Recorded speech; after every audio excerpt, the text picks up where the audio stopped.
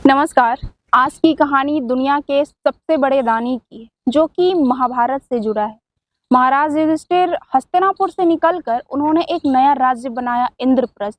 युधिष्ठिर सत्य की राह पे चलने वाले थे, इसलिए वो हमेशा दान पुण्य किया करते थे। उनके राज्य से कभी भी कोई खाली हाथ नहीं जाता था। धीरे धीरे उनके राज्य में युधिष्ठिर की समृद्धि बढ़ने लगी। और एक बात का ध्यान रखिएगा कि अच्छाई के साथ साथ बुराई भी फैलती है। वो हमेशा दरबार लगा के लोगों को दान पुण्य किया करते थे। एक दिन उनके दरबार में बहुत सारे लोग आए थे। उनमें से एक व्यक्ति ने कहा कि महाराज, आपसे बड़ा दानी कोई नहीं है, आप बहुत ज्यादा दान करते हो। उसी सभा में कृष्ण भी थे। कृष्ण ने कहा कि बड़े भैया, आप तो वैसे बहुत बड़े दानी हैं, लेकिन आपसे भी बड़ा दानी कोई और है, जिसके टक्कर में आप नहीं हैं। वो है कर्ण। सभा में बैठे सभी लोग चकित हो गए। युधिष्ठिर बोले कि द्वारकाधीश, अगर आप बोल रहे हैं तो सही बोल रहे होंगे, लेकिन मुझे नहीं लगता कि मैं कर्ण से कम दान पुण्य करता हूँ।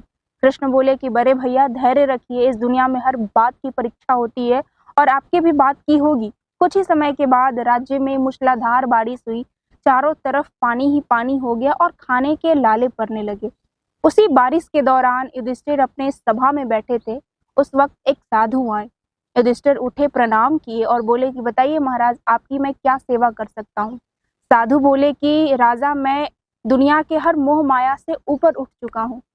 तुम मुझे क्या दान पुण्य दोगे? बस मैं एक यज्ञ करना चाहता हूँ, लेकिन मेरी जो कुटिया है वो जंगल में है और बारिश के कारण वो पूरा का पूरा भीग चुका है।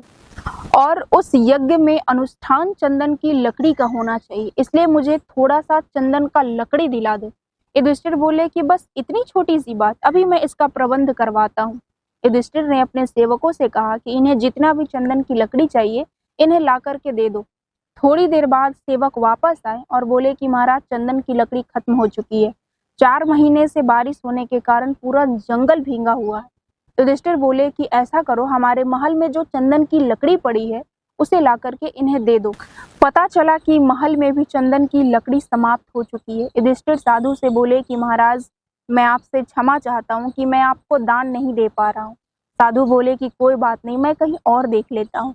वहीं पे कृष्ण थे। कृष्ण बोले कि महाराज, इनसे भी बड़ा दानी कोई और है, थोड़ा सा आगे जाइए, वो शायद आपको वहां पे चंदन की लकड़ी दे दे, एक बार प्रयास करिए। उसका नाम कर्ण है। साधु बोले कि ठीक है, मैं जा करके वहां पे देखता हूँ। जब साधु वहां से जाने लगे तब युधिष्ठिर के मन में खलल पैदा हुई। उन्होंने कृष्ण से कहा कि जब हम चंदन की लकड़ी नहीं दे पाए तो फिर कर्ण कहाँ से देगा? क्यों ना हम दोनों भेष बदल कर चलकर देखते हैं। दोनों भेष बदल कर गए। साधु कर्ण के पास पहुंचे, बोले कि महाराज, मुझे चंदन की कुछ लकड़ियां चाहिए, क्योंकि मुझे यज्ञ करना है। कर्ण ने अपने सेवकों से कहा कि इन्हें जितनी भी चंदन की लकड़ियां चाहिए, इन्हें ला करके दे दो। यानी कि कर्ण भी वहीं पे खड़े थे जहां पे युधिष्ठिर खड़े थे। तब साधु बोले कि ठीक है, कोई बात नहीं, मैं यहाँ से भी खाली हाथ लौट जाता हूँ। तब कर्ण मुस्कुराते हुए बोले कि महाराज रुकिए, मेरे द्वार से कोई खाली हाथ चला जाए, ऐसा संभव नहीं है। पास में खड़े कृष्ण युधिष्ठिर से बोले कि ऐसा तो आपके पास भी था, लेकिन आपके पास वो मन और दृष्टि नहीं था जो कर्ण के पास था। और उसी क्षण समय ने कर्ण को दानवीर कर्ण घोषित कर दिया।